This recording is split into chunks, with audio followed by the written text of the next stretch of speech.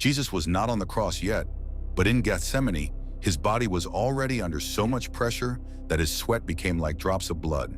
And then he prayed something strange. "Father, let this cup pass from me." So what was in the cup? The story happens the night before the crucifixion. Jesus has eaten the Last Supper. Judas has already gone into the darkness. The cross is now only hours away. Then Jesus takes Peter, James, and John into the Garden of Gethsemane. And that name matters. Gethsemane means oil press, a place where olives were crushed until oil came out.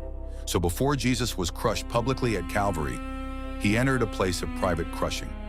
Matthew 26 says Jesus became sorrowful and deeply distressed. Then he says, "My soul is exceedingly sorrowful, even to death." That is not ordinary fear. That is not normal stress. That is agony at the deepest level. Then Luke 22 says his agony became so intense that his sweat became like great drops of blood falling to the ground.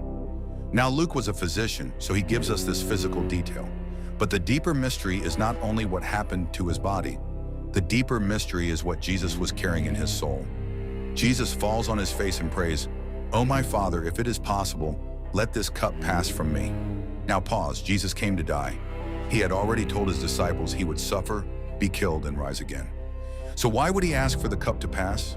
Because in Scripture, the cup often represents judgment, suffering, and wrath. Jesus was not simply afraid of nails. He was facing the full weight of sin, betrayal, mockery, abandonment, judgment, death. The sinless Son of God was about to carry what humanity could not carry. This is why Gethsemane is so powerful. In Eden, Adam faced temptation in a garden and chose his own will. In Gethsemane, Jesus faced suffering in a garden and surrendered his will. Adam said yes to sin. Jesus said yes to the Father. That is why he prayed, "Nevertheless, not as I will, but as you will." The victory of the cross began before the nails. It began when Jesus surrendered in the garden.